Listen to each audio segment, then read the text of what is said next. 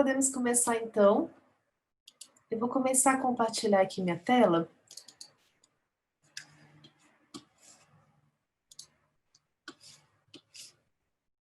Vocês conseguem ver a apresentação? Tá tudo certo? Sim, Ótimo.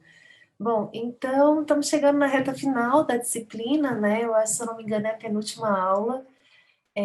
O tema de hoje é paralisia facial periférica. Eu vou fazer um apanhado geral de embriologia, dar uma pincelada só para a gente se situar. Anatomia do nervo facial, e depois a gente vai falar mais sobre a paralisia facial periférica mesmo, e a principal causa, que é a paralisia de Bell. Bom, o nervo facial é o sétimo nervo craniano. Ele é originado do ectoderma neural do segundo arco branquial, assim como a orelha média e a orelha externa. A gente sabe que ele é formado ali nas primeiras 12 semanas de gestação, mas que ele só atinge o desenvolvimento completo após o quarto ano. E a gente sabe que o nervo facial, ele é um nervo misto, ele é predominantemente motor, então estima-se que ele tenha cerca de 10.000 fibras nervosas, e 70% dessas fibras, elas sejam motoras. As outras 30% constituem a parte sensitiva do nervo, que é denominada de nervo intermédio. A gente sabe que ele tem um trajeto motor extenso, e essa figura só ilustra para a gente já começar a pensar sobre, mas mais à frente eu vou falar direitinho de cada parte desse trajeto que ele faz. Bom, a gente sabe que a motricidade facial é a principal função desse nervo, importantíssimo para a gente expressar nossos sentimentos, para a gente se comunicar, e a gente sabe que a paralisia facial, ela tem um impacto muito importante vamos dizer, nessa questão de expressão e de comunicação do paciente, mas também na parte estética. Acaba sendo muito desfigurante um quadro de paralisia facial grave. E com isso traz uma série de implicações emocionais e até mesmo de convivência com outras pessoas para esses pacientes. Mas além da motricidade facial, o nervo facial, ele também tem todas essas outras funções. Então, ele é responsável pela sensibilidade gustativa dos 2 terços anteriores da língua, através do nervo corda do tímpano. Então, é o principal responsável pela sensação do doce, do salgado e do ácido. Ele também é responsável pela aferência visceral geral do terço posterior do nariz e da face superior do palato, dando a sensibilidade álgica, a sensação de dor dessa porção de mucosa da fossa nasal e da faringe. Também ele é responsável pela inervação parasimpática de glândulas lacrimais e palatinas, através do nervo petroso superficial maior, e também pela produção de saliva pelas glândulas mandibulares e submandibulares. Também a parte motora dele, que eu já tinha falado quando a gente começou a falar um pouquinho da motricidade, mas além de toda a musculatura da mímica facial, ele também é responsável pela inervação do músculo auricular posterior, do platisma, do digástrico, do estiloióide. E também, por último, ele é responsável pela aferência somática geral, ou seja, pela sensibilidade de temperatura, dor, pressão, tato e propriocepção do conduto auditivo externo e da concha auricular. Bom, então, para a gente começar a pensar mais sobre todo o trajeto do nervo facial, porque isso aqui tem grande importância para a gente conseguir localizar lesões de acordo com os sintomas e sinais apresentados pelo paciente. Então, pegando aqui a imagem à direita, vocês conseguem ver a minha seta? Conseguem ver sim, onde eu sim. estou? Sim. Sim? Então, beleza. Então, gente, aqui só para a gente ter uma visualização de como que é o trajeto do trato córtico-nuclear, que é aquele trato que vai levar as informações do neurônio motor superior, aqui no giro pré-central, até o órgão-alvo, que é a musculatura facial. Então, a gente tem o trato córtico-nuclear, maior parte dele sofre uma decussação aqui antes do núcleo do facial, na linha média, e aí ele vai inervar a face contralateral. Mas é importante a gente perceber que uma pequena porção dessas fibras, elas inervam a parte ipsilateral. e essas fibras são aquelas que vão para a metade superior da face. Então, a gente aqui no núcleo dorsal do nervo do facial, a gente percebe que ele recebe inervação tanto ipsilateral quanto contralateral. Então, a metade superior da face, ela tem vamos dizer, essa inervação bilateral, e aí com isso, em casos de lesões altas, acima dessa decussação das fibras, ou seja, desse cruzamento de fibras, a gente vai ter uma característica muito peculiar. Imagine que a gente tem uma lesão aqui nessa região achurada do nervo. A gente tem um bloqueio dessas fibras, tanto das que vão contralateral, a maior parte delas, e de uma parcela pequena ipsilateral. Mas a gente vai perceber que o problema nesse paciente vai se dar do lado direito, quer dizer, do lado esquerdo do paciente, aqui do lado direito do hemisfério, né, no lado oposto, mas apenas na parte inferior da face, porque a parte superior, ela felizmente também tem uma inervação ipsilateral, onde não houve lesão. E isso é o que vai, de modo um pouco grosseiro, mas já dá uma ajuda muito boa no nosso dia a dia clínico, de consultório, a separar as paralisias centrais e periféricas. Então, aqui a gente mostrou um caso de uma paralisia central, né, de uma lesão alta aqui no trato córtico nuclear, a nível cerebral. Agora, aqui imagine a gente ter uma lesão depois do núcleo, depois dessa decussação das fibras do nervo facial, uma lesão aqui chamada periférica, abaixo do núcleo. A gente consegue ver que uma interrupção dessas fibras aqui vão levar todo o acometimento da face, tanto da porção superior quanto da porção inferior. Então, pela característica da paralisia, a gente já consegue ter uma noção se essa paralisia é do neuro ou se ela é do otorrino. As periféricas são caracteristicamente tratadas pelo otorrino, e as centrais, elas têm esse acometimento neurológico e elas acabam indo para o neurologista. Aqui, só para mostrar que o núcleo do nervo facial, ele fica ali na topografia do assoalho do quarto ventrículo. E para a gente já começar a pensar nas porções do nervo facial, existe uma classificação didática que divide eles em segmentos supranucleares, que são esses acima do núcleo, né? Nucleares, e aqui o segmento infranuclear, seria abaixo do núcleo.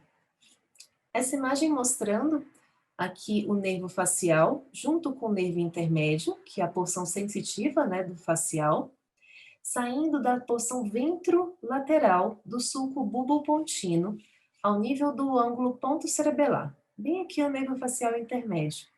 É super interessante a gente observar a sua íntima relação com o nervo vestíbulo coclear, o oitavo nervo craniano. E também a sua proximidade com o sexto, o nono, o décimo e o 11º.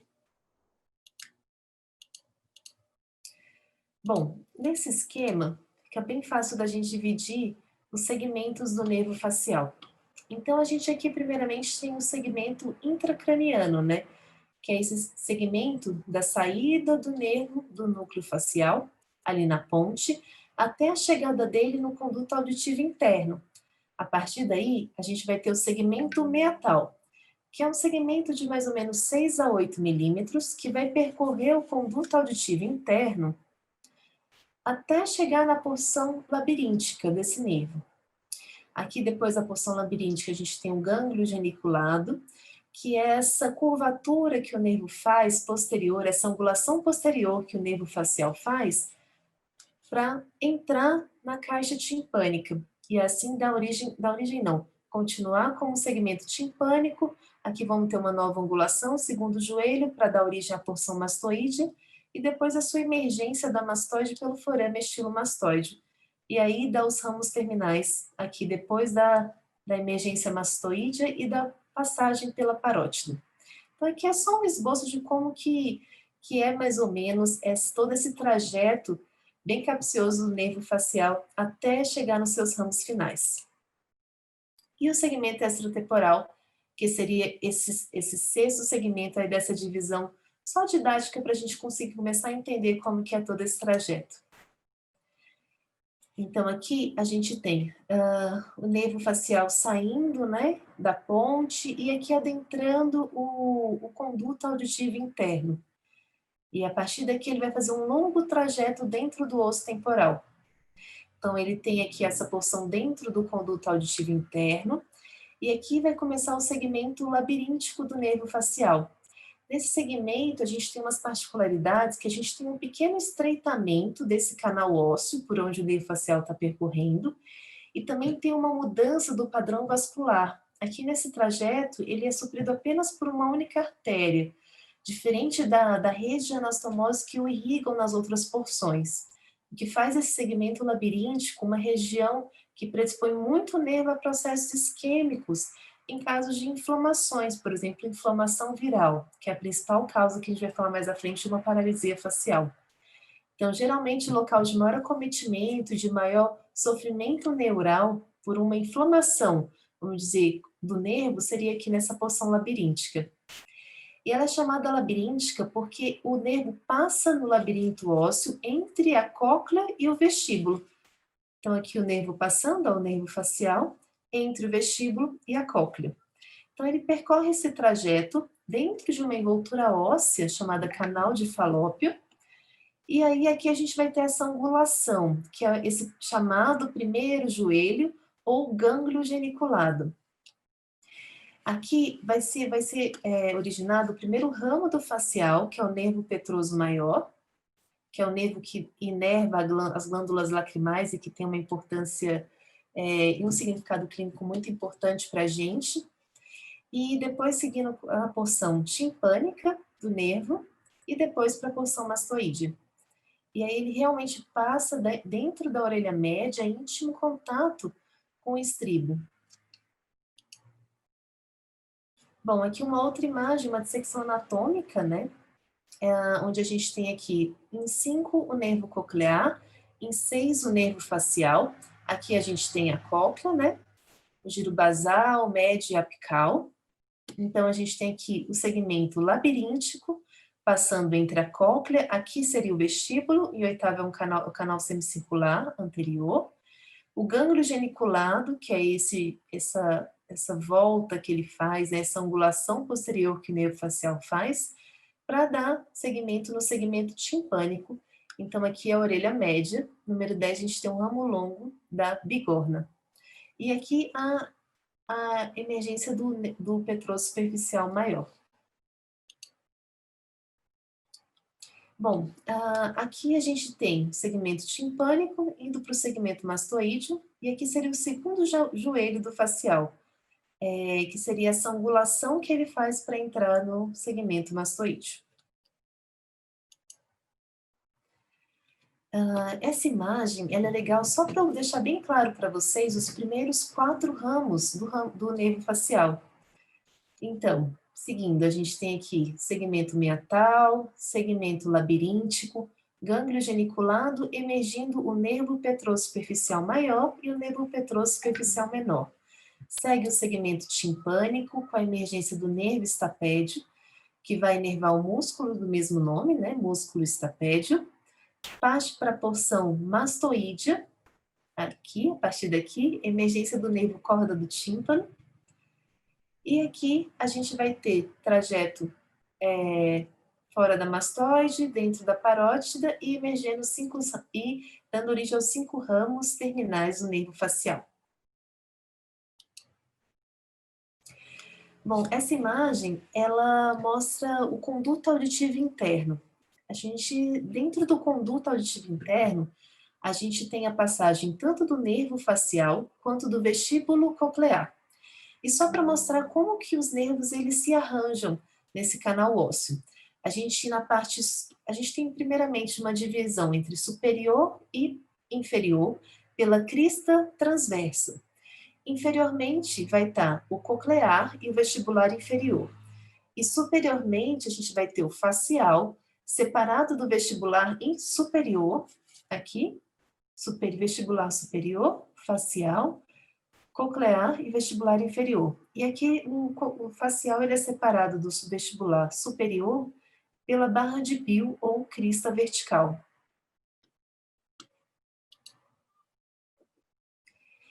E por fim, só para mostrar para vocês os 5 ramos finais do facial.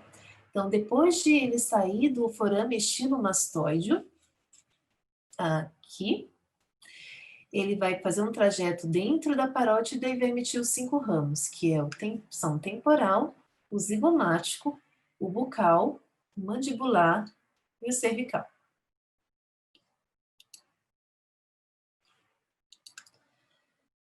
Bom, paralisia facial periférica. Então, primeiramente, a gente separou, então, a paralisia de central e periférica através da avaliação da metade superior da face. O acometimento completo da face indica uma paralisia periférica.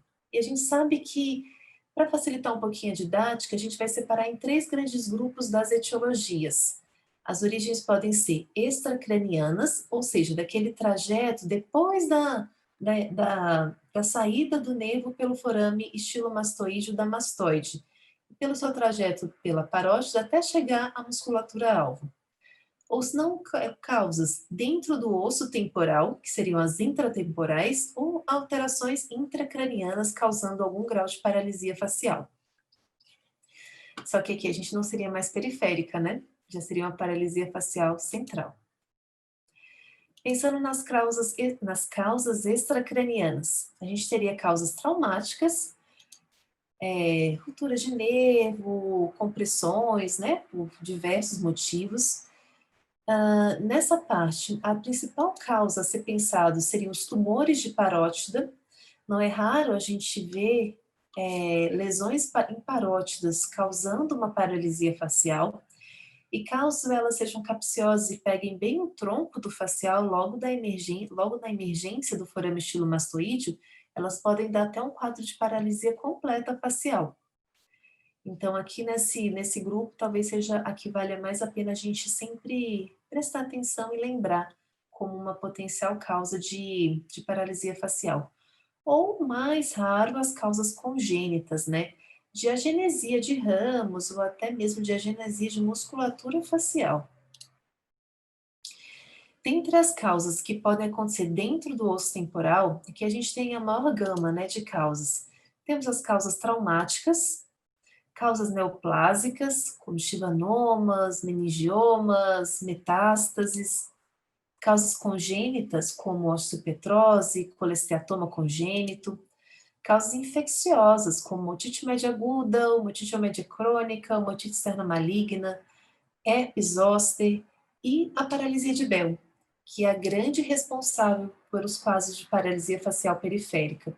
A gente estima que mais ou menos 60% a 80% das causas de paralisia periférica sejam de Bell, que essa eu vou detalhar mais à frente. Ou causas idiopáticas, como a síndrome de Melchior Rosenthal. É bem raro, eu acho que eu só vi alguns casos na residência, mas que ela é caracterizada por paralisia facial periférica recorrente, associada à língua aplicata, aqui a gente tem um exemplo, e edemas orofaciais de repetição. Então, aqui a gente tem um paciente com a síndrome de Melchior-Rosenthal, que aqui a gente tem uma paralisia facial periférica do lado direito, a gente vê que é o direito que a gente não tem a oclusão ocular, né? E a língua aplicata, que é típica dessa síndrome. Bom, e pensando na paralisia central, causas intracranianas, desculpa, a gente teria causas vasculares, como os acidentes vasculares cerebrais, causas neoplásicas ou congênitas, como a síndrome de Moebius. Bom, quando a gente recebe um paciente desse, por exemplo, esse paciente da figura, né, ele tem uma paralisia facial do lado esquerdo, né? A gente percebe aqui que o lado esquerdo, a gente comparando com o direito a testa, aqui a gente tem as rugas, né, de movimentação muscular do lado direito, que a esquerda não tem. Fechamento ocular incompleto, a gente tem um desvio da rima labial para o lado contralateral. Então, aqui a gente tem um paciente com uma paralisia facial periférica do lado esquerdo, já que comete a metade superior da face, né? Tá pegando testa, então é periférico. Importante na história desse paciente a gente perguntar sobre o início, para saber a duração do quadro. A gente é importantíssimo para a gente pensar em etiologias, assim como para pensar em prognóstico para esse paciente. Perguntar se o início foi súbito ou progressivo. Se é o primeiro caso, se já tiveram casos anteriores. Se o paciente já teve cirurgia prévia de ouvido, cirurgias cervicais, intracranianas, de parótida, e história familiar. Se já teve algum caso de familiar de paralisia facial periférica. De sintomas, perguntar dos sintomas otológicos, então alterações auditivas, zumbido, tontura, dor de ouvido, dor retroauricular, alterações de lacrimejamento, dificuldades alimentares, porque muitas vezes essa hipotonicidade da musculatura perioral, ela dificulta o vedamento, e aí muitas vezes o paciente tem escapes alimentares durante a sua alimentação, né? No exame físico, a gente pensa avaliar a otoscopia, avaliar o pavilhão auricular, procurando por vesículas para pensar em síndrome de Hansen-Hunt, que seria o herpes zoster, acometendo o nervo facial, né? Avaliar se a paralisia facial ela é central ou periférica, se ela é uni ou bilateral. A presença do sinal de Bell, que seria essa rotação superior do globo ocular, a gente vê aqui à direita, que a gente teve uma rotação e a gente só está vendo o branco do globo ocular. É um sinal típico de paralisia facial periférica. Fazer uma classificação para essa paralisia, para a gente poder acompanhar a evolução desses pacientes. Avaliar os outros nervos cranianos para ver se não tem outro par acometido em concomitância. Algumas vezes pode ter acometimento do sexto, do nono, do décimo, que são nervos que caminham próximos do facial e que podem fazer a gente pensar em alguma etiologia específica. Sempre palpar a parótida ou pescoço do paciente procurando alguma lesão, algum tumor que possa estar fazendo alguma compressão. E avaliar a presença de língua aplicada e edema de lábio ou algum outro edema orofacial para pensar na síndrome de Michelson-Rosenthal. Então, a classificação de House-Brackmann é a principal classificação para avaliação do nervo facial. Olhando assim, parece difícil, mas não é. É uma coisa que no consultório a gente, como quando pega a prática, a gente consegue fazer de forma assim, bem rápida.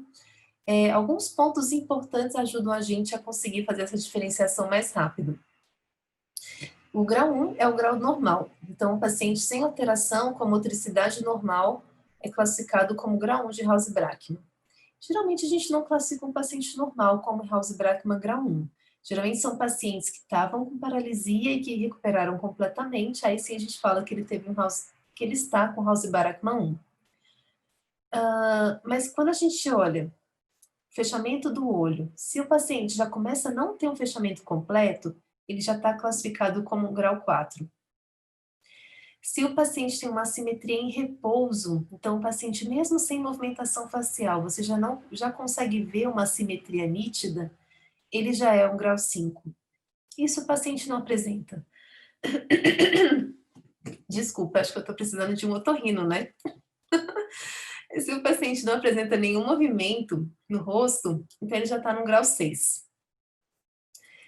E aí o grau 2 e o grau 3 vai ser o seguinte, o paciente no repouso, sem fazer nenhuma movimentação facial, se você não consegue perceber que aquele paciente tem paralisia, ele vai para o grau 2. Ou se você consegue perceber que ele tem uma disfunção que é óbvia, mas que fica mais evidente com a movimentação, aí ele já seria no grau 3. Então, pensando nesses pontos, você já consegue classificar esse paciente de uma forma até meio grosseira, mas de uma forma geral, mas já consegue dar um bom prognóstico para o quadro. Bom, pensando no topodiagnóstico, primeira coisa, separar causas centrais de periféricas, então avaliar a metade superior da face já é uma avaliação até grosseira, mas que funciona super bem no consultório. Acometimento da metade superior periférica. Se a metade superior está movimentando normal, como é o caso aqui dessa figura A gente tem uma paralisia central.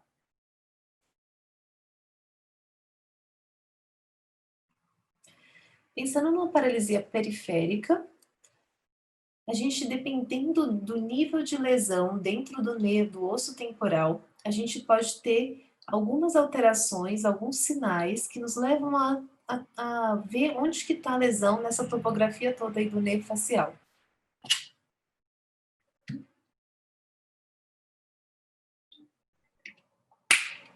Bom, se a gente tem uma lesão na porção labiríntica, bem aqui nessa região, a gente sabe que a gente vai ter uma interrupção do funcionamento aqui do nervo petrosuperficial maior, né? Se a lesão for acima do nervo, da emergência desse ramo.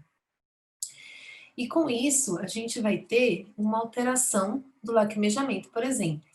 Se a gente tiver uma lesão na porção timpânica, onde emerge o nervo estapédio, a gente pode ter alguma alteração do reflexo estapediano. E se uma lesão na porção mastoídea, ali perto antes da emergência do nervo corda do tímpano, a gente pode ter uma alteração na gustação dos 2 terços anteriores da língua. Então, dependendo dos sinais que o paciente apresenta, a gente consegue determinar mais ou menos onde está essa lesão. Então, pensando na porção labiríntica, a gente pode ter uma lesão suprageniculada ou infrageniculada. Se a lesão for aqui, acima do gânglio, a gente vai ter comprometimento do lacrimejamento do paciente, que é observado através do teste de Schirmer. Então, esse teste é um teste fácil da gente fazer no consultório. A gente, através de um papel filtro, a gente coloca na pálpebra inferior, ali na linha da pupila, coloca dos dois lados, no lado com e no lado sem paralisia. E se tiver uma diferença de até 30%, normal. Ele é positivo quando a gente tem uma diferença maior de 30% entre os lados. E isso vai dizer que, quando ele é positivo, que ele tem uma lesão supragenicular, ou seja, acima do gânglio geniculado.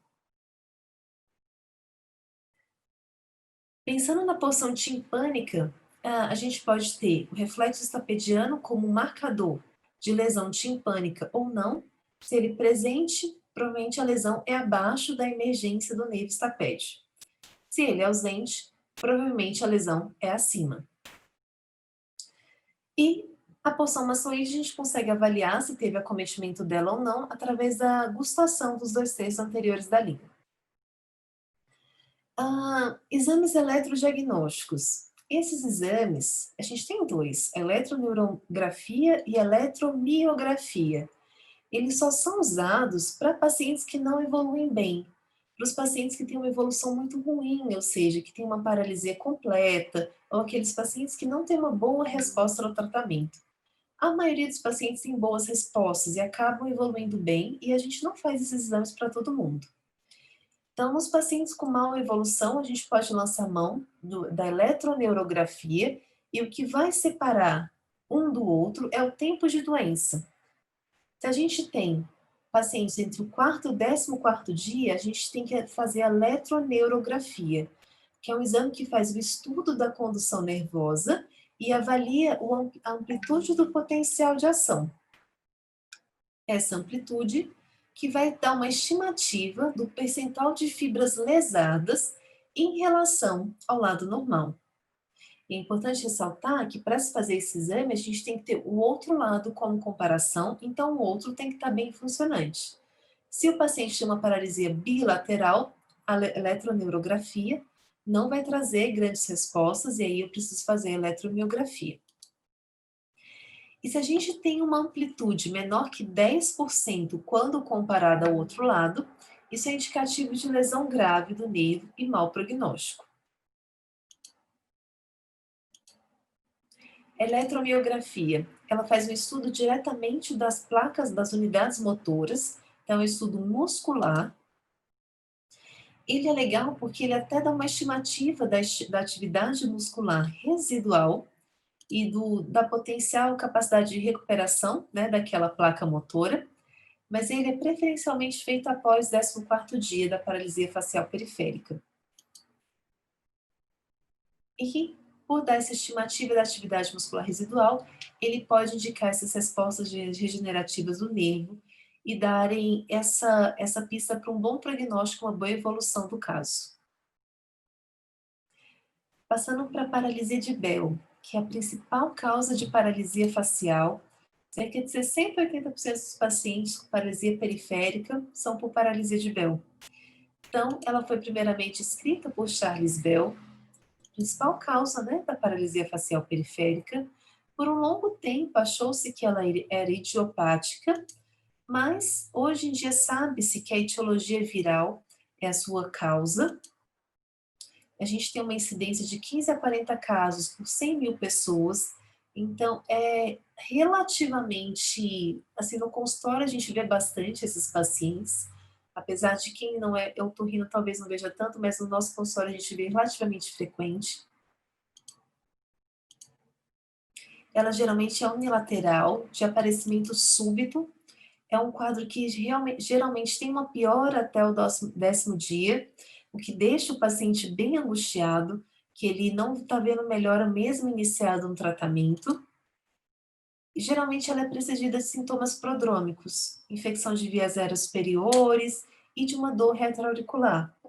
E o que acontece é que o vírus capciosamente vai lá no nervo facial, inflama esse nervo e, por consequência, gera paralisia facial. Porque esse nervo, ao sofrer um processo inflamatório, ele edemacia dentro daquele canal ósseo, que é limitado e acaba sofrendo uma isquemia, né? E aí essa alteração do funcionamento gera paralisia facial, que ela na maioria das vezes é transitória e ela recupera na maioria das vezes 100%, muitas vezes 100% de recuperação os pacientes, quase 80% dos casos conseguem recuperar totalmente. Esse é um diagnóstico de exclusão. A gente tem que excluir todas aquelas outras potenciais causas para fechar o diagnóstico como paralisia de Bell. O prognóstico é super favorável. A maioria dos pacientes se recuperam bem. 85% em média apresentam melhora satisfatória. 70% em recuperação completa, ou seja, fica sem nenhuma lesão, nenhuma sequela, vamos dizer. Mas a recuperação, ela depende um pouco do grau de acometimento, então daquela classificação inicial, a gente sabe que pacientes mais graves e com maior acometimento do nervo, eles apresentam uma recuperação mais lenta e muitas vezes ficam com alguma sequela. E o tempo de início de recuperação também é um fator prognóstico para essa recuperação completa do nervo. Geralmente, os pacientes melhoram até 21 dias.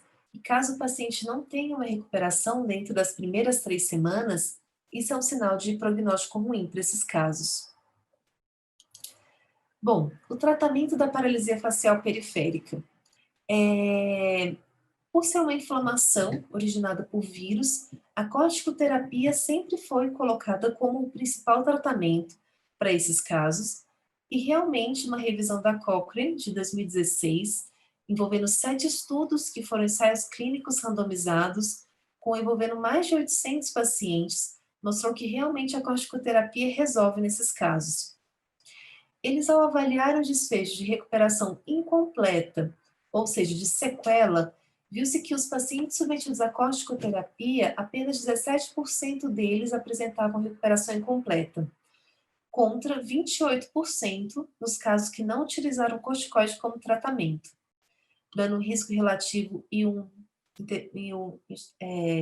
I1N, dando um risco relativo estatisticamente significativo, e um número necessário para tratar de 10 pacientes, o que é muito bom. A cincinesia é uma complicação da paralisia facial periférica, onde a gente tem contrações involuntárias da musculatura, e em alguns pacientes ela pode aparecer. Então, essa complicação, ela também é reduzida quando se usa o corticoide como tratamento nesses casos. E mostrou-se também, nessa revisão sistemática, que a corticoterapia não tinha efeitos colaterais significativos nos pacientes.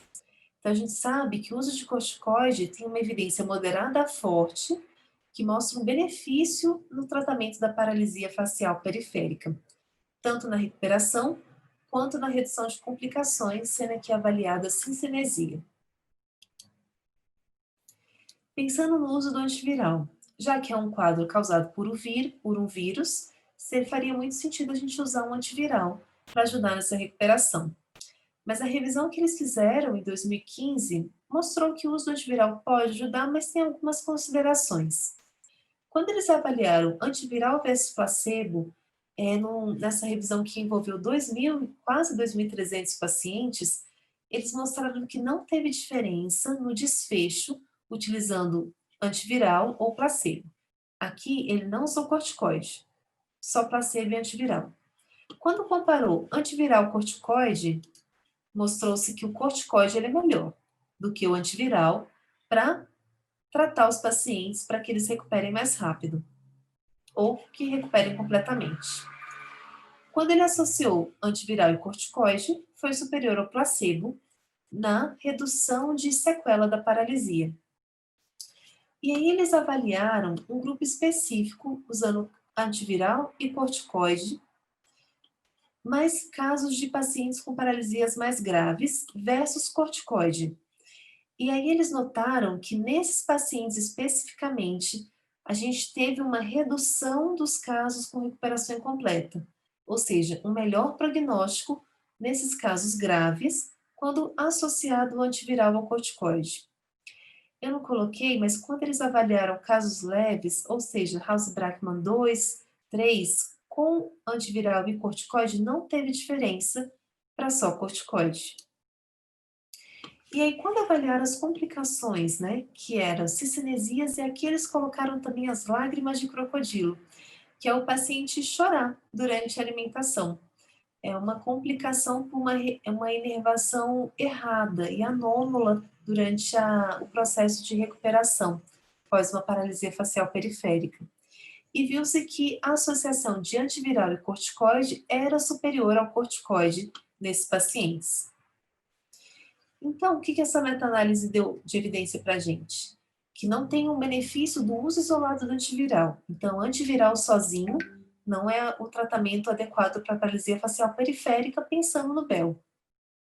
E é possível que haja benefícios da associação antiviral e corticoide, principalmente nos casos mais graves, e para evitar as complicações.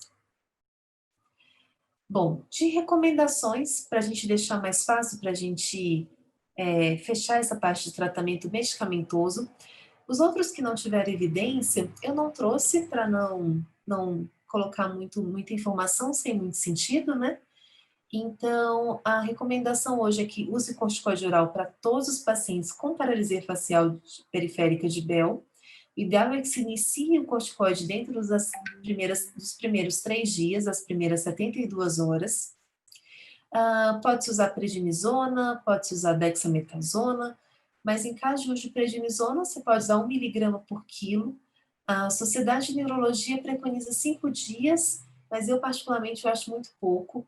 Geralmente esse paciente ele não melhora antes do 5º dia, então a gente tem uma tendência de deixar o corticoide por 10 dias e reavaliar o paciente e fazer um desmame depois. E é possível uma associação com antiviral mais corticoide, possível que seja benéfica, particularmente nos pacientes mais graves, aqueles que têm um House-Brackmann 4, 5 ou 6. E você pode usar tanto o aciclovir ou o valaciclovir, pela facilidade da posologia, né, de ser 3 vezes ao dia, ao invés de 5 dias, por 1 semana. Cirurgia. A gente sabe que a cirurgia na paralisia de Bell, ela antigamente se tinha mais o ímpeto de fazer naqueles pacientes que não melhoravam bem, mas os estudos clínicos que foram sendo feitos mostraram que não tem tanta diferença cirurgia e uso de corticoide, porque a gente viu que o corticoide traz um ótimo prognóstico para esses pacientes e consegue resolver a grande maioria dos casos. Essa meta-análise envolvendo 69 pacientes, é uma meta-análise pequena, né? Porque, querendo ou não, é uma cirurgia agressiva, porque é uma cirurgia feita via fossa média, onde ela avaliava descompressão do nervo facial através de cirurgia ou uso de corticoide. E essa revisão mostrou que não tinha diferença estatisticamente significativa entre os dois grupos. E a gente sabe que uma cirurgia tem potenciais complicações, sendo que no caso eles tiveram um caso de perda auditiva e um de tontura incapacitante no pós-operatório imediato. Então, pensando em cirurgia na paralisia de Bell, a gente sabe que tem baixa evidência científica, sendo insuficiente para uma conclusão adequada, mas os especialistas acabaram deixando de se fazer porque viu-se que o corticoide tinha uma ação muito melhor. Muito melhor não, né, vamos dizer, ele é efetivo, sem, todas as complicações inerentes da cirurgia.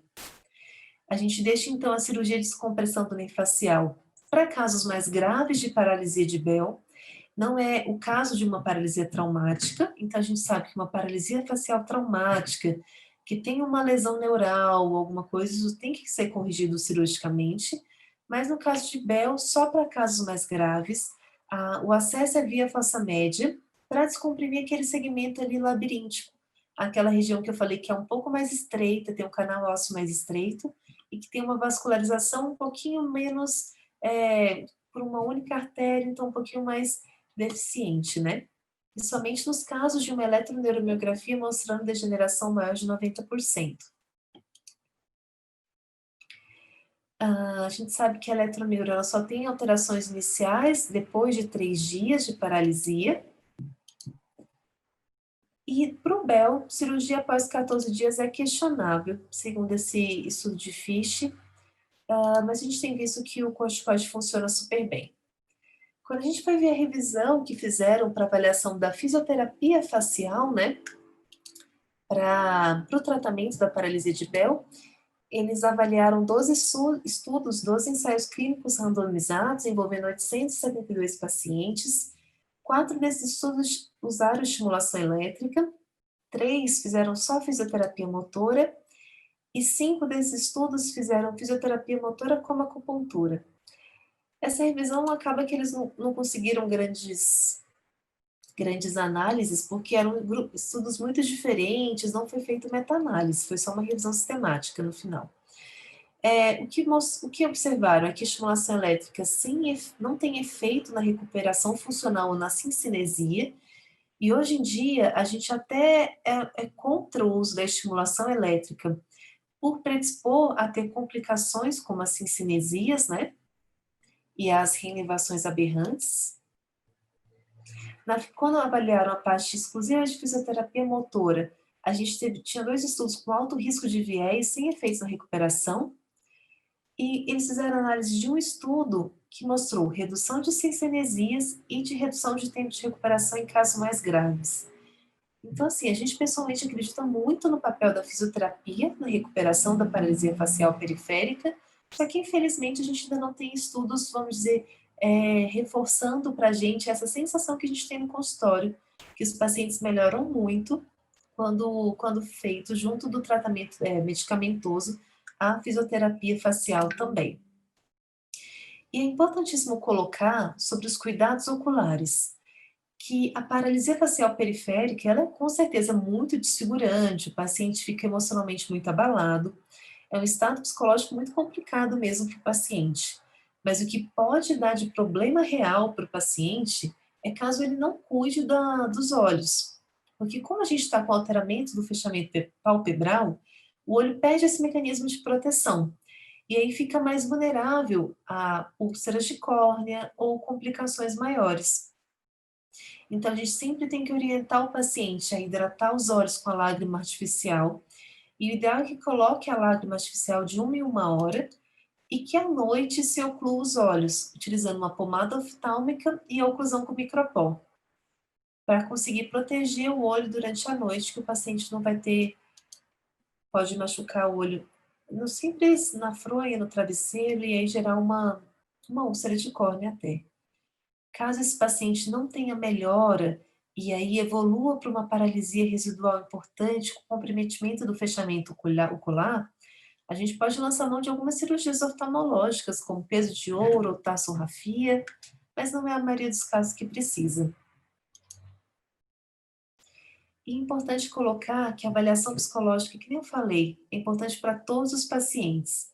O impacto emocional nesses casos é muito grande, e aí a gente tem que pensar também nessa abordagem psicológica do paciente para dar um suporte. Então, é uma equipe multidisciplinar mesmo para tratar esse paciente. Otorrino, a fonoaudióloga, a fisioterapeuta, né?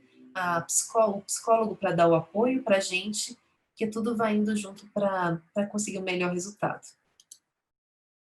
Bom, e é isso, a minha parte. Deixa eu botar aqui. Se alguém tiver alguma dúvida, quiser colocar algum ponto para discussão, fique à Boa vontade. noite a todos. Eu queria te parabenizar, Larissa, pela excelente aula, muito didática, completa, fantástica. Adorei. Eu acho que todos os outros alunos também tiveram a mesma percepção que eu, tá? Foi excelente, viu, Larissa? Obrigada, Faiez. Muito boa mesmo. Bom, então a gente pode passar para a apresentação da tese da Raíssa? Sim, Eu acho que sim, Raíssa. Tá, eu vou colocar aqui, aí vocês me avisam se está tudo ok. Fique à vontade para começar. Certo.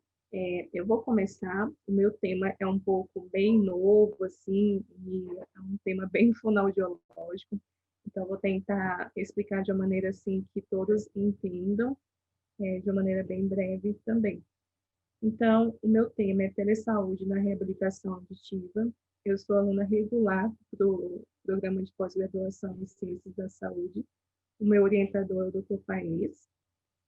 Eu vou apresentar primeiro a revisão que a gente fez com relação à telesaúde nos casos de reabilitação auditiva. É uma revisão sistemática, provavelmente com meta-análise. Então, o que é a telesaúde? A telesaúde é o uso da internet e da tecnologia para a divulgação de arquivos e informações que possam auxiliar no tratamento da saúde. Ela é dividida em 4 modalidades. A primeira, a síncrona que é mais utilizada, que é qualquer forma de comunicação à distância realizada em tempo real. A assíncrona é quando a gente manda um arquivo para aquele paciente com orientações. A automática, que registra e transmite os dados de saúde de um paciente automaticamente, gerando um relatório regular e permitindo alguma forma de monitoramento à distância desses dados. E a híbrida, que é a combinação da síncrona e da assíncrona, que acontece tanto ao vivo, né, por meio do vídeo de plataformas, como o envio de orientações. Então, se a gente olhar as atividades da telesaúde, nessa ilustração no sentido horário, a gente tem os serviços interpretativos, que é a transmissão de gráficos, imagens, sons e dados para emissão de laudo ou parecer com um fonoaudiólogo. Na segunda opinião informativa, é uma opinião de um profissional com a evidência clínico-científica disponível para auxiliar um outro profissional. A teleconsulta, que é a teleconsulta, né, sem ser presencial, é aquela online, por meio de plataformas. A teleinterconsulta, que é a presença de 2 fonoaudiólogos com um paciente ou não, para discussão do caso. E o telemonitoramento, que é quando a gente tem um serviço que a gente fica monitorando aquele paciente. Então, tem muitas plataformas hoje em dia que a gente tem como fazer esse telemonitoramento para ver se aquele paciente está desempenhando aquela tarefa muito bem, como que está o desempenho dele. Então, eu vou dar uma ênfase maior na teleconsultoria, que é o meu foco maior no projeto, que é a comunicação registrada e realizada entre profissionais, gestores e outros interessados da área de saúde e da educação, por meio de instrumentos de telecomunicação bidirecional, a fim de esclarecer dúvidas sobre os procedimentos clínicos, ações de saúde e questões relativas ao processo de trabalho. A telesaúde, ela vem crescendo na realidade universal, né, desde lá dos Estados Unidos, inclusive buscando alcançar os cantos distintos do mundo, onde o acesso à saúde é restrito. E aqui no Brasil, isso tem se tornado uma evolução desde 2010 com o programa Telesaúde Brasil. Quanto aos usuários que não tiveram benefício com a prótese auditiva convencional, é indicado o uso do implante coclear, que é um dispositivo de alta tecnologia. Ele estimula as fibras remanescentes do nervo auditivo e é indicado para deficiência auditiva neurosensorial de grau severo ou profundo. Se esse paciente ele tem, desde a prótese convencional, foi indicada a cirurgia de implante coclear, a gente tem a estimulação da audição para a gente ter o desenvolvimento da fala. Com isso, a gente tem um trabalho efetivo, desde que esse paciente fique na terapia de reabilitação, no contexto significativo, estimulando as habilidades auditivas, favorecendo o desenvolvimento da linguagem oral e da produção da fala. Quanto aos instrumentos que a gente aplica na nossa terapia, é importante avaliar as habilidades auditivas e experiências auditivas que envolvam a audição em situações de escuta do cotidiano. Verificar deficiência auditiva funcional e os benefícios de diferentes estratégias de reabilitação auditiva. Então, o objetivo dessa revisão foi investigar quais instrumentos são usados e sua efetividade na telesaúde com reabilitação auditiva. O método, primeiro, a gente fez uma busca no Próspero, com os descritores que eu vou falar mais um pouco à frente, para ver se tinha revisões dessa temática em curso, mas não foi encontrado, e foi seguida as recomendações do PISA. Então, picos da pergunta ficou usuários de implante, aparelho de amplificação sonora individual, a intervenção, reabilitação auditiva por meio da telesaúde, a comparação que é a intervenção tanto presencial como de forma remota, os resultados, que é de forma quantitativa e qualitativa, e a gente incluiu só estudos randomizados e ensaios clínicos não randomizados. E a pergunta ficou: quais instrumentos estão sendo utilizados na reabilitação auditiva por meio da telesaúde? Foi registrada no Próspero em 1º de outubro de 2020, foi realizado busca em todas essas bases de dados, tanto desde a Cochrane até a plataforma Sucupira, que oferta programas de cursos de pós-graduação em fonoaudiologia, que é a literatura cinzenta, que a gente investigou também teses e dissertações. E esses foram os descritores que a gente utilizou, tanto do Ciências da Saúde como do Medical Subject. E todos eles foram combinados por 3 operadores booleanos, as aspas, o AND e o OR. O método. Na primeira seleção, a gente incluiu todos os estudos com ao menos um descritor múltiplo. Na segunda etapa, a gente leu os resumos que tivessem relação com a questão e objetivo. Na terceira etapa, que a gente leu todo o artigo de forma íntegra, nos idiomas inglês, português e espanhol, sem limitação do ano de publicação. A gente também utilizou o gerenciador EndNote, que verifica os estudos duplicados e gerencia melhor todos esses estudos que a gente seleciona. Como critério de exclusão, estudos que utilizassem questionários não validados, revisões sistemáticas ou de literatura, cartas ao editor, estudos que abordassem apenas a modalidade presencial,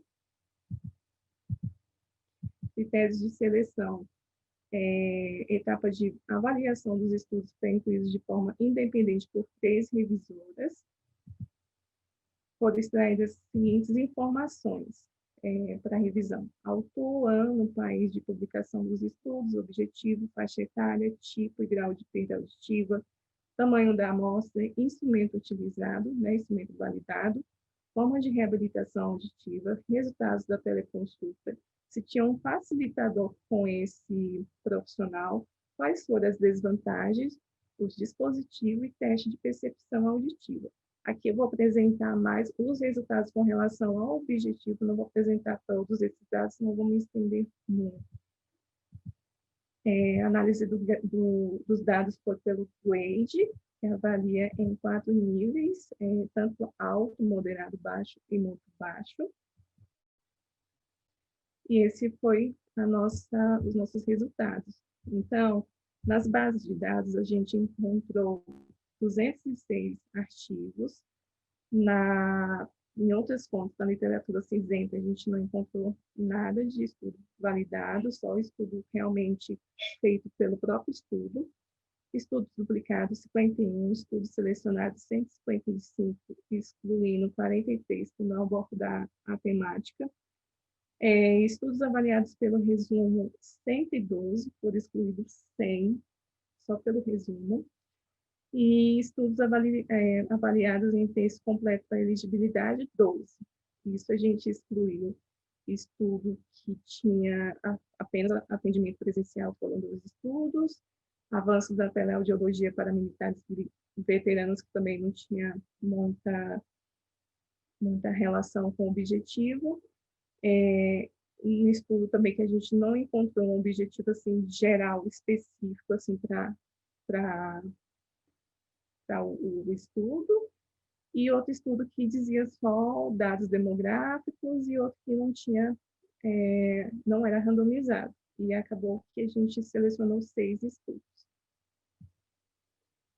Foram encontrados esses instrumentos validados, maior prevalência esse de número 4, e o segundo maior utilizado, esse de número 2. Um estudo utilizou 7 instrumentos. Então, esse primeiro questionário, o que ele avalia? Ele avalia o uso diário, benefício, limitação de atividade residual, satisfação, restrição de participação residual, impacto da amplificação em outros, qualidade de vida e orientação. No primeiro estudo, ele teve como objetivo avaliar a eficácia da teleconsulta para a programação, verificação e adaptação do AASE, que é o dispositivo convencional. E eles encontraram como resultado, nesse questionário, que não houve diferença, tanto no grupo controle como no grupo estudo, que era remoto ou presencial, tanto na pontuação total quanto na pontuação por itens desse questionário. No segundo estudo, que verificou a efetividade do programa de intervenção baseado em sessões de orientação, aconselhamento em grupo, utilizando a teleconsulta na orientação e acompanhamento do paciente deficiente auditivo, novo usuário de ASO concedido pelo SUS, ele teve como resultado no instrumento que o apoio, eu acho que isso foi uma orientação, mas também teve a parte do instrumento.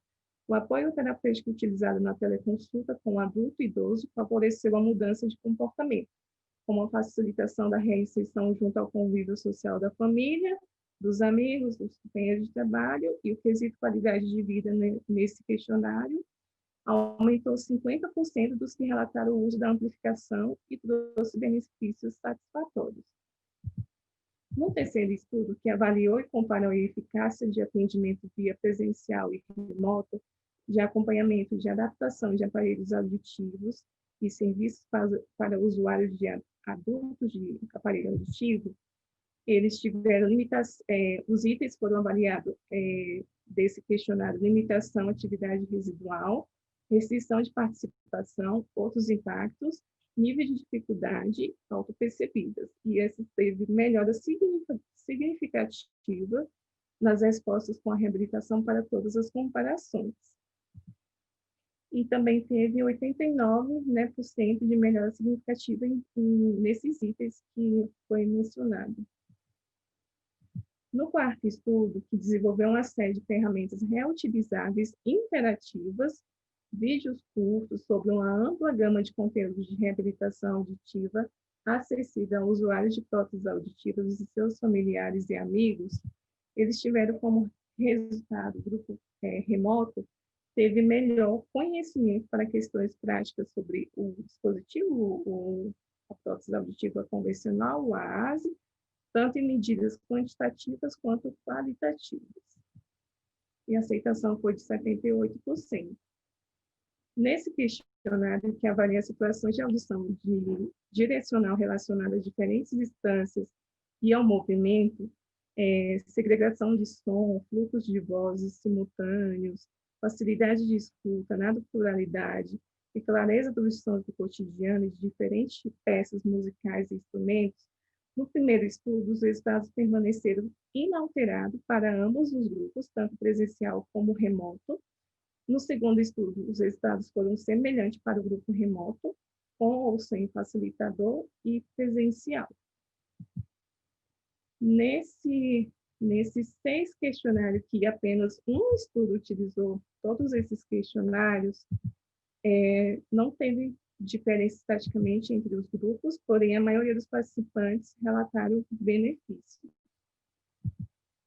Nesse outro estudo, que avalia deficiência auditiva, limitação de atividade, deficiência ou restrição de participação e o uso do aparelho auditivo, seus benefícios, deficiência residual e satisfação, ele teve como resultado melhor para questões práticas sobre o AASE, tanto em medida quantitativa quanto qualitativas.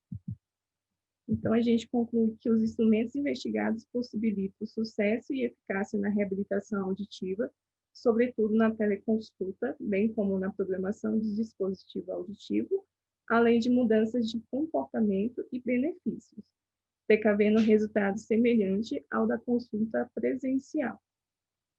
Agora eu vou apresentar o meu projeto, que é a telesaúde na terapia de reabilitação auditiva. Então, eu já fiz uma breve introdução lá na revisão, agora eu vou, mais especificamente, a reabilitação auditiva por meio do método audiorral, que tem um foco na estimulação da via auditiva para a melhoria das habilidades auditivas e de linguagem, com metas, estratégias e técnicas específicas para atingir essas metas. A minha justificativa foi: quando comparada a terapia auditivo-verbal com a telesaúde, encontramos limitações nos estudos dessa área. No Brasil, temos escassez desse atendimento em determinadas regiões. E, diante dessa realidade, surgiu a hipótese de avaliar a efetividade da teleconsultoria, que é a orientação entre profissionais, no atendimento de terapia com reabilitação auditiva. Então, como objetivos: geral, avaliar a efetividade da teleconsultoria no atendimento de terapia com reabilitação auditiva. Específicos: identificar o perfil dos profissionais e dos indivíduos atendidos na terapia com reabilitação auditiva. Realizar teleconsultorias sobre a reabilitação auditiva com ênfase na terapia auditivo-verbal. E o terceiro, verificar a efetividade da teleconsultoria por meio de questionário. Como um método, é um estudo analítico, prospectivo, longitudinal. Os participantes serão fonoaudiólogos que atuam com reabilitação auditiva com usuários de AASE e implante, convidados via e-mail. A coleta de dados será realizada em 4 etapas. Os critérios de inclusão: profissionais que atendam indivíduos com uso efetivo de AASE ou implante e que participam de todas essas etapas, dos questionários e das orientações que serão feitas. Como critério de exclusão, todos aqueles profissionais que não atendem indivíduos com um dispositivo auditivo e profissionais que não participem de todas essas etapas. Então, será enviado um formulário via Google para conhecer o perfil dos profissionais e dos pacientes. Vai ser realizada a teleconsultoria com os profissionais abordando a terapia auditivo-verbal, que será abordado os princípios do método de reabilitação audiovisual, metas desse princípio, técnicas, estratégias e teste para avaliar o desempenho auditivo e de linguagem. Após a primeira etapa, que será daqui, a gente envia o formulário e com retorno após um mês do envio do formulário, que a gente tiver essa reconsideração, a gente vai reaplicar o questionário e fazer a orientação fonoaudiológica referente ao planejamento terapêutico com o paciente, desse indivíduo que atende o paciente, e estratégias de coaching. Novamente, após 2 meses, reaplicação do mesmo questionário referente à intervenção, a fim de verificar a eficácia das orientações fonoaudiológicas por meio da teleconsultoria.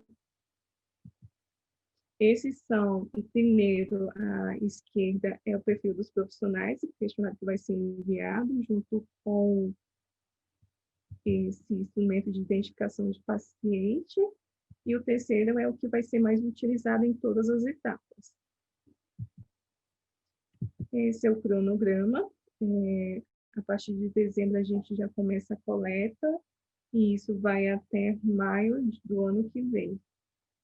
Meu projeto ainda não foi aprovado, ainda está em análise, mas estou acompanhando o status e acredito que deva sair logo esse mês. Agradeço a todos que me ouviram e estou aberta a considerações.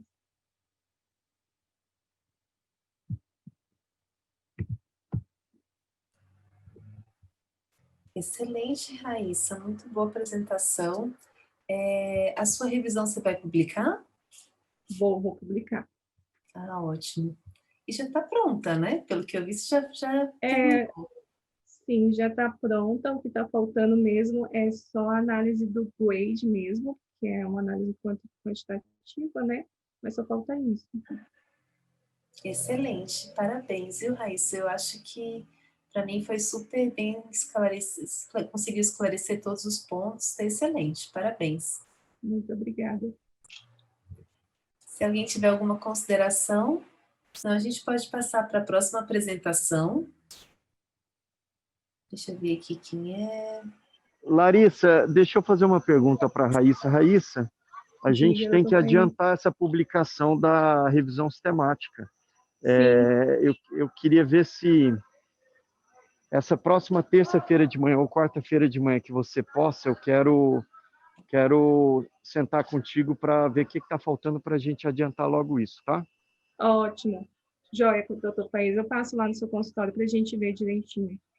Ou senão eu mando no e-mail. Não, vamos sentar pessoalmente, eu quero adiantar logo isso, tá? Tá bom, doutor País. Tem que ser enviado. Não sei se vocês viram, a meta-análise da ALDA foi publicada. Sim. Foi aprovada na Brazilian Journal, isso é excelente, né? Muito bom para o nosso grupo de pesquisa. Eu preciso que a gente siga adiante.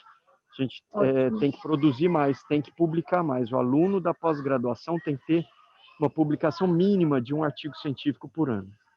Ótimo. Tá? Pode deixar, doutor País. Eu passo lá no seu consultório. Ok.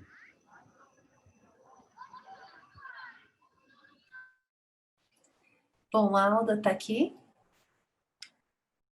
Acho que é a Alda que vai apresentar hoje, né? Isso. Boa noite. Tudo bem, Alda?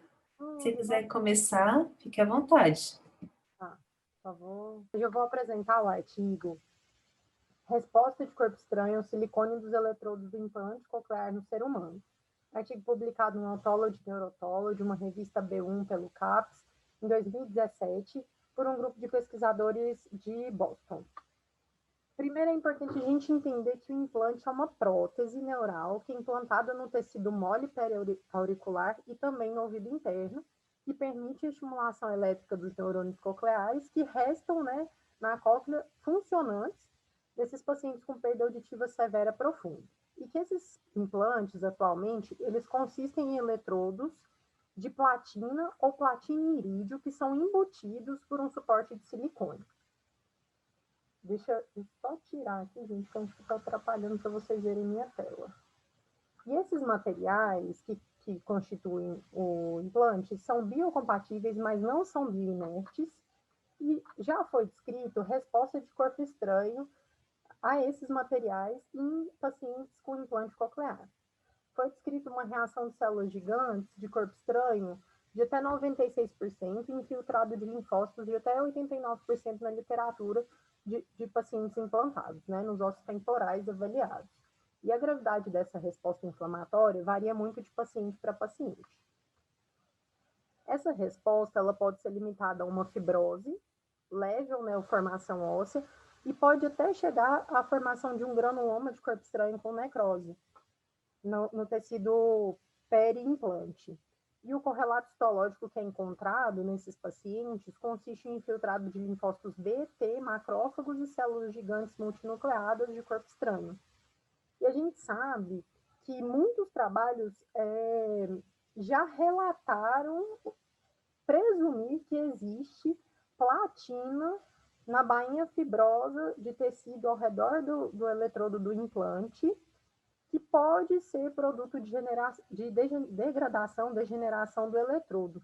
E esses restos de platina, eles podem ser encontrados tanto dentro das células quanto fora delas.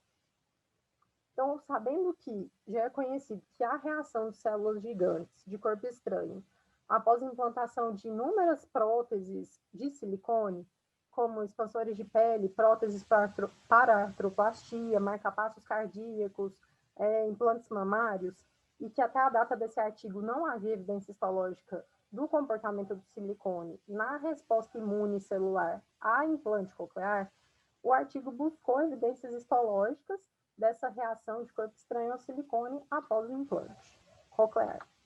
Então, para isso, eles fizeram a análise de 44 espécimes de osso temporal, derivados de 36 casos pós-mortem, né, de ambos os sexos, que tinham implantes cocleares de vários tipos. Esses ossos temporais, eles passaram por preparação histológica, em que cada seção continha a cóclea, local da cocleostomia e tecido da orelha média. Também passaram por preparo para método e estudo, né, imunohistoquímico, em que foi usado anticorpos para marcação de partículas. Foram avaliados também por microscopia eletrônica de varredura, em que se analisaram eletrodos implantados e não implantados, né, eletrodos novos, inertes, e por espectroscopia dispersiva de energia por microscopia eletrônica de varredura, um método que possibilita avaliar a concentração de partículas, no caso de platina e silicone, no material orgânico circundante desses eletrodos. Então, o que foi encontrado no estudo? Eles viram que nesses espécimes estudados, todas as amostras apresentaram partículas de platina e silicone no tecido peri-implante, tanto no meio intracelular quanto no extracelular.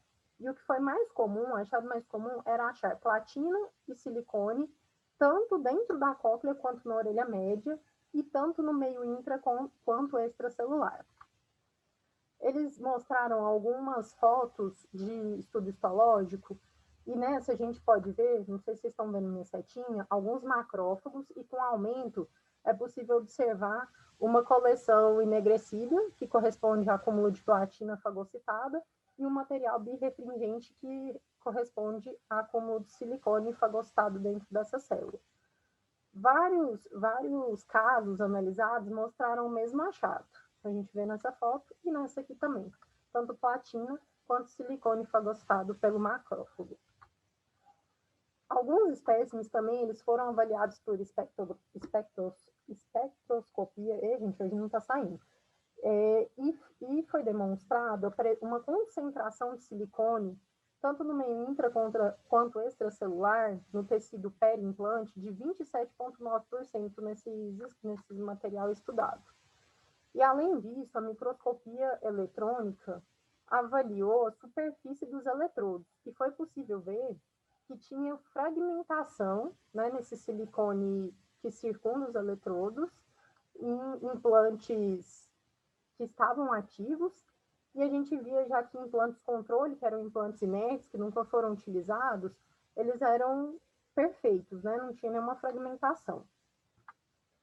E eles observaram também a presença de pequenos defeitos circulares aparentes no silicone dos eletrodos implantados. Então, o artigo mostrou que realmente existe uma reação ao corpo estranho, com adesão de macrófagos e monócitos, formando células gigantes, levando a uma inflamação crônica com liberação de materiais de degradação, acometendo a superfície dos eletrodos, e também levando a uma ativação de macrófagos que geram fibrose, e associado a uma adesão de proteínas plasmáticas na superfície do biomaterial do implante, a gente tinha ainda uma redução dessa capacidade bactericida do tecido, o que favorecia extrusão no implante e também favorece uma falha do implante, né? Uma outra coisa que o artigo traz que é bacana é uma sugestão de pesquisa futura que eu achei muito legal, que eles falam que ainda não é conhecida qual tipo de resposta que se inicia quando a gente tem a implantação do eletrodo através da janela redonda e através da cocleostomia. Eles falam que eles esperam que tenha uma reação menos intensa quando a gente faz a introdução do eletrodo via rota da janela redonda. Então, assim, fica uma sugestão deles. E era isso. Obrigada. Muito bem, Alda. Excelente apresentação, viu? Legal o artigo e sua apresentação foi excelente. Obrigada. Então, se a Luciana quiser já se preparar, né, para apresentar. Hoje eu vou falar sobre esse artigo, que é a percepção do efeito sonoro em usuários de implante coclear bilateral e bimodal, relacionando a sua contribuição para o prazer musical. A introdução, né, da importância do implante coclear hoje em dia para tornar deficientes auditivos, né, surdos, ouvintes. Então, é muito importante, principalmente na surdez severa profunda. Muitos pacientes com esse dispositivo, né, de implante coclear têm uma percepção muito boa de fala em locais que tem silêncio, né? A evolução tecnológica hoje resultou nessa melhora de percepção da fala e trazendo também o prazer musical para esses usuários. Objetivos: avaliar se essa escuta sonora pelo estéreo é possível em implantados cocleares bilaterais e bimodais, e o que isso contribui no prazer musical. E eles vão apresentar músicas com variações estéreo e mono por meio de alto-falantes em campo livre. Aí eles usam 2 programas, Direct Connect ou o Compilot. A metodologia: 20 usuários com implante coclear bilateral e 9 com implante coclear em uma orelha e na outra orelha a ASE, né, que seria o bimodal. Realizaram testes com detecção de estéreo e com música. A música era apresentada em mono estéreo, em campo livre, ou com apresentação direta de áudio. E eles usaram também a detecção estéreo, avaliada por esse paradigma que eles acharam, e se o prazer da música foi estudado também, eles usaram uma classificação de escala que eu vou mostrar nos resultados. Então, com implante bilateral, a detecção estéreo ela aumentou de 52% para 86%, então houve realmente uma melhora do prazer musical, né, em som estéreo, e com o implante coclear bimodal não conseguiram identificar sons estéreo. Então, eles viram que o prazer da música não aumentou com as apresentações estéreo para implante bimodal. Aqui eles colocam, deixa eu só tirar aqui essa parte. Os 3, pessoas com escuta normal, audição normal, pessoas com implante bilateral e usuários com bimodal. Então, eles mostram a diferença dessa detecção em som estéreo. Aqui eles já colocam usuários com implante bilateral e implante bimodal na detecção em percentual, né, no campo livre, com os programas que eles apresentaram. Agora eles usam a escala, né, que eles colocam bom, médio, que aí eu vou colocar ruim, né, pobre ou muito ruim, não sei se a gente pode traduzir dessa forma. Mas eles colocaram aqui de ouvintes normais, né, com a escala para prazer musical. E aqui, do prazer musical, a escala, eles colocaram os usuários de implante coclear bilateral, e os gráficos são bem semelhantes e mostram benefícios, né, dos usuários com implante coclear bilateral. E na discussão, eles colocam que realmente implante coclear bilateral, os usuários, eles têm realmente a melhora do prazer pela música, melhoraram o discurso, que é o conteúdo da música, a discriminação sonora e reconhecimento de melodia. Então, houveram várias melhoras para os que têm implante coclear bilateral. E no caso do implante coclear bimodal e uso de AASE, as melhoras não foram claras, encontradas, e eles atribuíram também as diferentes perdas auditivas dos usuários envolvidos. E a conclusão, né, que a apresentação direta de áudio estéreo é um método eficiente para melhorar o prazer musical em implantados bilateralmente, implante coclear bilateral. Muito obrigada, gente. Boa noite a todos. Obrigada, Luciana. Foi ótimo. Você teve um poder de síntese fantástico. Você fez em 5 minutos e 30. Falou tudo perfeito. Parabéns, viu? Obrigada. Tá joia, muito obrigada. Próximo, Fernando. Fernando Sabino. Vamos lá. Bom, então, eu também escolhi um artigo dos que estavam disponíveis para hoje, todos relacionados com implante coclear, e o que eu acabei selecionando foi um artigo que avalia a influência a longo prazo da extensão do eletrodo do implante coclear no reconhecimento da fala. É um artigo que foi publicado na Laryngoscope esse ano, e é um artigo multi-institucional, né, da Universidade da Carolina do Norte, do Missouri e da Universidade do Estado de Ohio. Bom, então, só para a gente contextualizar, e a pessoa está com essas informações bem frescas por conta da aula do Dr. Faí semana passada, que o implante coclear é uma importante opção em tratamento de pacientes com perda auditiva profunda. Os resultados de reconhecimento da fala com implante coclear ainda são variados. A profundidade de inserção e o tamanho da haste dos eletrodos do implante coclear parece serem fatores que influenciam os resultados do reconhecimento da fala após o implante coclear. Em pacientes adultos com surdez pós-linguística, inserções mais rasas podem causar discrepâncias entre a informação elétrica gerada pelo eletrodo e o local tonocópico coclear, chamado de incompatibilidade de frequência. A haste dos eletrodos mais curta tem uma maior proximidade entre esses eletrodos de contato, o que pode gerar uma sobreposição de população neuronal estimulada e que também pode afetar negativamente o resultado do implante coclear como reconhecimento da fala, e esse fenômeno é conhecido como fenômeno de interação de canais. Tem um estudo prospectivo que baseou esse estudo que eu estou apresentando, que sugere que o implante coclear com haste de eletrodo mais longa, que é o padrão de 31,5 milímetros, quando comparado com o implante coclear com haste de eletrodo mais curta, de 24 milímetros, está relacionado ao melhor reconhecimento da fala na avaliação de 1 ano após o implante coclear, uma avaliação de curto prazo. Porém, ainda é incerto se o resultado com o implante coclear de haste mais curta pode estar relacionado a melhores resultados com um maior tempo de aprendizado, ou seja, mais de 1 ano após o implante coclear.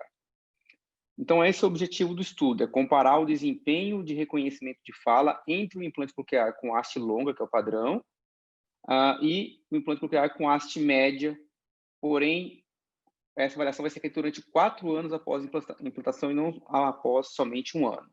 E também eles têm um segundo objetivo, que é comparar a influência da frequência de discrepância e da separação angular entre os eletrodos de contato e os resultados dessas duas variáveis com reconhecimento da fala. Então, o desenho do estudo, é um estudo com uma coorte pequena, de 19 pacientes, todos pacientes adultos. Os pacientes obrigatoriamente tinham que ter uma surdez pós-linguística moderada ou profunda menor do que 10 anos. Né? Então, a surdez pós-linguística é aquela surdez desenvolvida após o paciente aprender a falar. Os pacientes teriam que ser obrigatoriamente nativos do idioma inglês. Eles tinham que ter comprovadamente ausência de malformação coclear. E para evitar o viés do implante coclear, eles selecionaram o implante coclear de um único fabricante, que é o Mediel GmbH.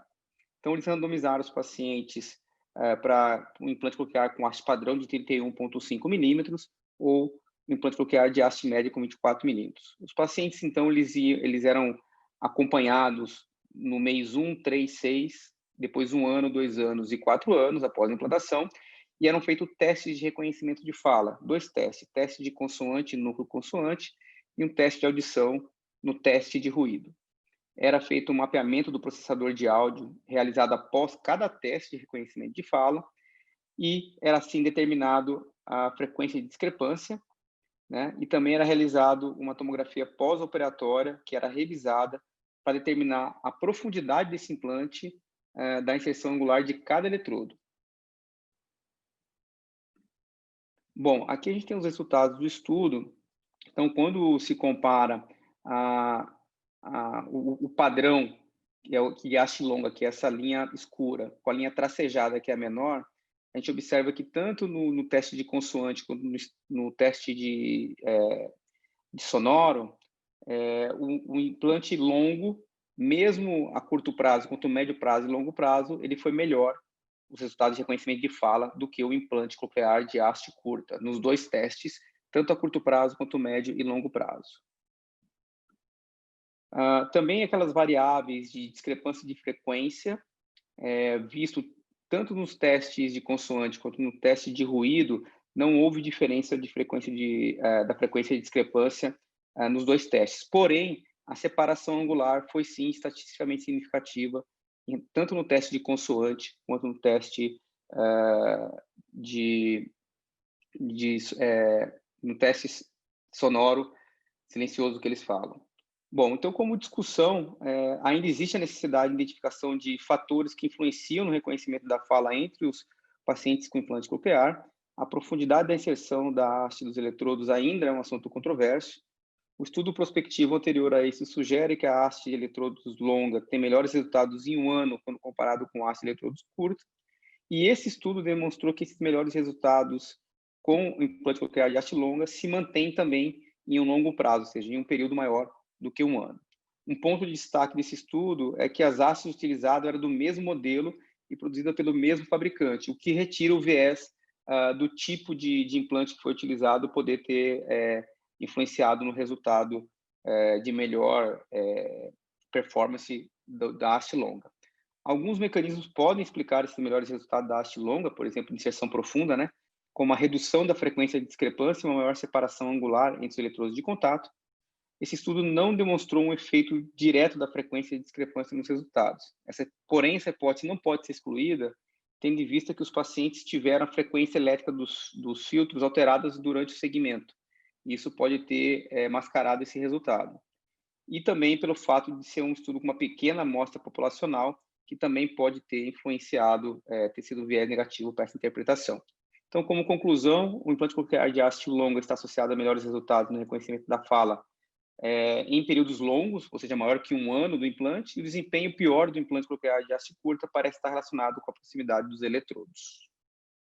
Então, era isso. Perfeito, Fernando, muito bom, viu? Excelente apresentação, tempo correto. Excelente, obrigada, tá? Obrigado a vocês. Pronto, e a última é a Flavinha? Sim. Pronto, Flavinha, fique à vontade para compartilhar, para começar. Tá certo. Então, boa noite, pessoal. Eu sou a Flávia Tavares, eu sou fonoaudióloga de formação e sou aluna do curso de pós-graduação de nível de mestrado, sendo orientanda do Dr. Faiez. O artigo que eu vou compartilhar com vocês hoje é sobre a resposta imunológica após o implante coclear. É um artigo que foi escrito pelo pesquisador Edi Simone e colaboradores. Eles fazem parte da Universidade de Pádua, na Itália, e é uma publicação agora de maio desse ano de 2020, na revista Fluent in Neurology. Os autores introduzem o artigo dizendo sobre a inserção dos eletrodos na cóclea através da cirurgia de implante coclear pode ter alguns eventos adversos, entre eles alguns eventos que podem ser mecânicos e outros até mesmo da fisiologia do funcionamento da cóclea. Dentro dos eventos mecânicos, eles citaram a possibilidade de ruptura na base da membrana e do ligamento espiral, e na parte da fisiologia pode acontecer alguma deficiência auditiva residual, reação inflamatória devido ao corpo estranho que foi inserido na cóclea e até mesmo a degeneração neuronal. Com isso, o objetivo desse trabalho foi examinar os efeitos anti-inflamatórios de longo prazo, num prazo de até 60 dias, em cocleostomia em um modelo animal.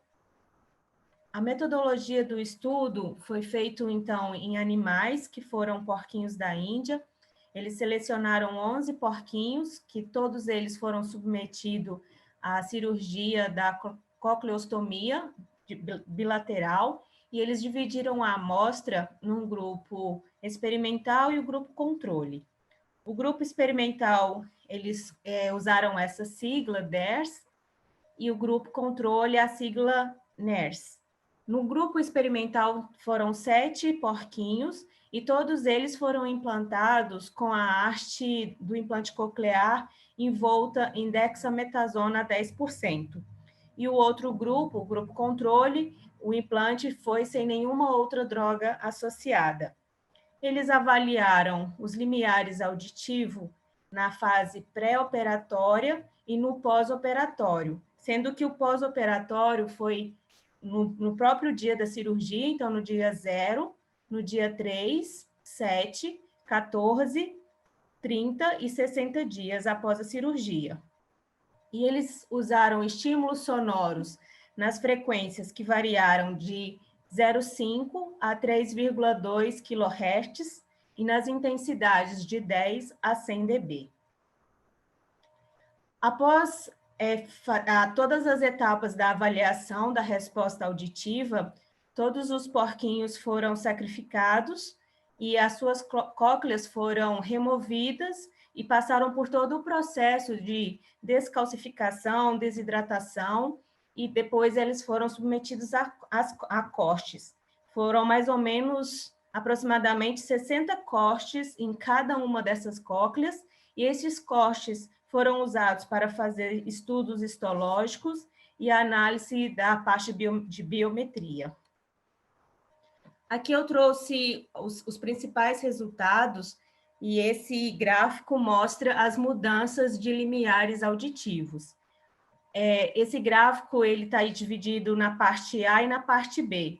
A parte A, que é a superior, corresponde aos dados do grupo controle, ou seja, aquele que não teve nenhuma outra droga associada ao implante, e a parte de baixo, que está pela letra B, é o grupo experimental. Cada uma dessas barras, que varia da cor branca até a preta, significa a quantidade de dias, sendo que a cor branca foi no pós-operatório imediato e a cor preta significa os testes após 60 dias. Então, eles observaram que no grupo controle, no dia 0, esses outros blocos, eu esqueci de avisar, são as frequências. Então, nos primeiro bloco são cliques, no bloco do meio é de 4 a 8 kHz, e no último bloco são as frequências mais agudas. Então, eles observaram que no dia 0, a mudança de limiar foi acima de 35 dB para todas as frequências. Já no grupo controle, isso aconteceu apenas para as frequências agudas. E eles observaram que nesse grupo experimental, a mudança de limiar aconteceu em todas as frequências e ao longo do tempo, só que ela foi bem inferior ao do grupo controle. Em relação às análises da parte histológica, eles estavam buscando estudos sobre o crescimento do tecido timpânico. Então, nesse gráfico, os desenhos que estão com a letra A e C são do grupo controle e da letra B e D são o grupo experimental. Eles observaram que no grupo controle teve uma forte reação inflamatória em volta do eletrodo, um grande número de células fibróticas e matriz extracelular e um crescimento de tecido ósseo. Já no grupo experimental, eles viram que teve uma redução significativa da reação inflamatória e o tecido cresceu de forma bem menor do que no grupo controle. Aqui eles mostraram também, mais ou menos os mesmos dados, só que em uma forma de gráfico diferente. E a linha de cima, que é contínua, significa o grupo controle, e a linha tracejada experimental. Então, por esse também dá para ver que o grupo controle teve um crescimento de tecido e também de formação óssea muito maior do que o grupo experimental. Então, eles perceberam que o crescimento do tecido provavelmente foi uma reação à tentativa de rejeição do corpo estranho que foi incluído. E o menor crescimento do grupo experimental reforça a hipótese de que provavelmente a dexametasona protegeu a cóclea de reações inflamatórias. E eles concluem o artigo dizendo que a dexametasona pode ser uma boa estratégia para neutralizar reações inflamatórias, mas eles alertaram da necessidade de outros estudos, até mesmo para melhora dos eletrodos que tenham essa liberação da dexametasona. Muito obrigada. Ótimo, Flavinha. Tempo certo, apresentação muito boa, viu? Bem adequado. Parabéns. Cada dia melhor. Muito legal ver o crescimento de vocês, viu? Ótimo, muito bom. Então, eu acho que a gente terminou hoje, né, pessoal? Larissa, a gente vai continuar com a nossa reunião de casos cirúrgicos, casos em otologia. Quem quiser Legal. continuar, pode continuar. Perfeito, Thaís. Obrigada. Muito obrigado, Larissa.